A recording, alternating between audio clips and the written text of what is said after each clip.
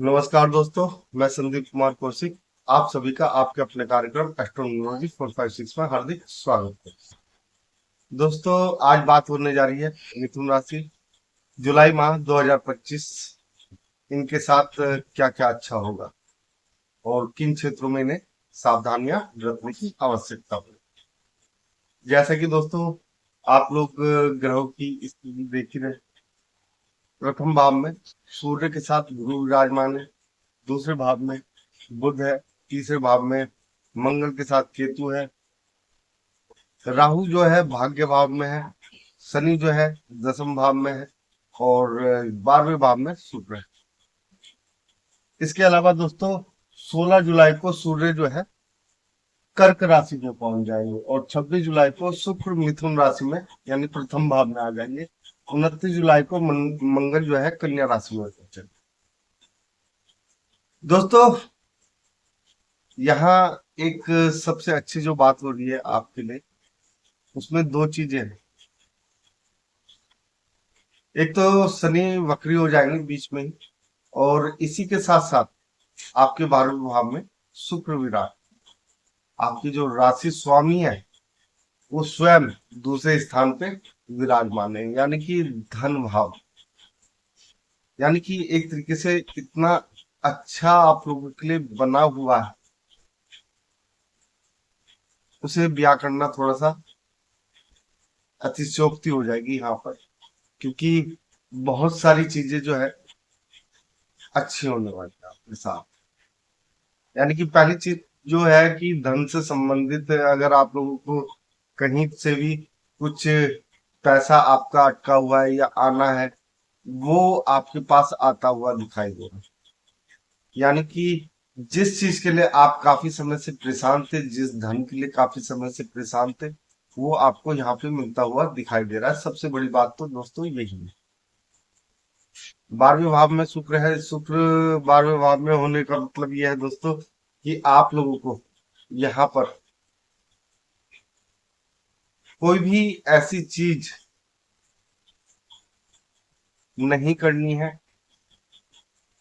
फिलहाल, जिससे आपका दाम्पत्य जीवन थोड़ा सा जो कह देते हैं ना कि डाउन में जाए।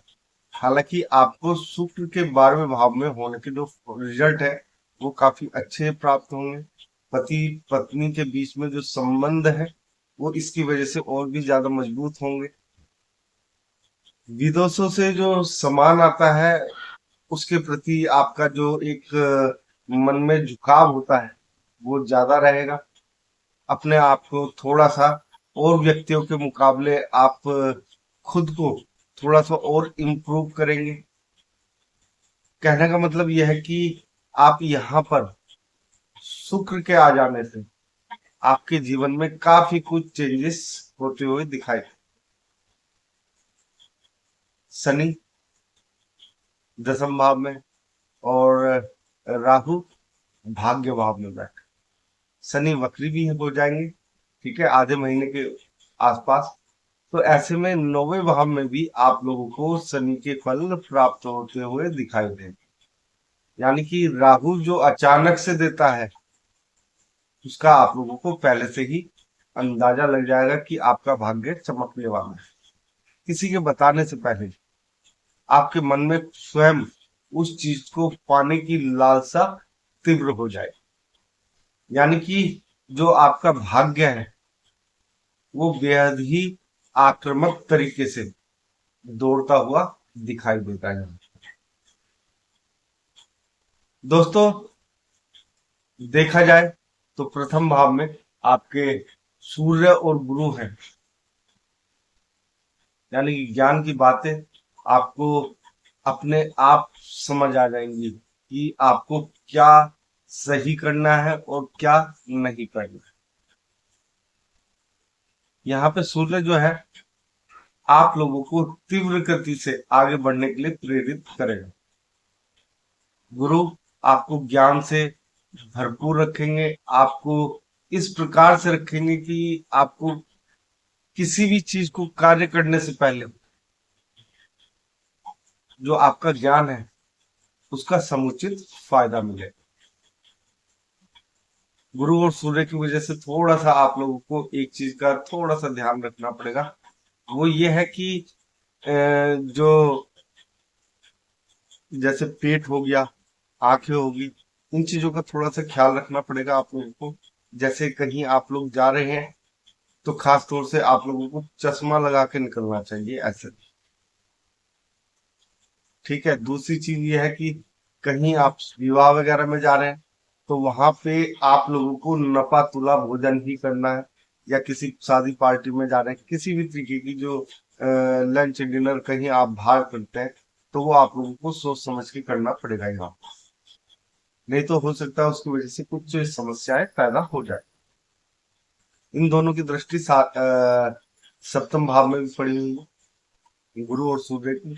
ऐसे में वैवाहिक जीवन तो ठीक चलेगा, थोड़ी सी उग्रता होगी, लेकिन 12वें भाव में शुक्र होने के कारण वो उग्रताएं जो है थोड़ी समाप्त होती हुई दिखाई दी। यहाँ पे मंगल और केतु आपके तीसरे भाव में, जो आपको उपाय करने हैं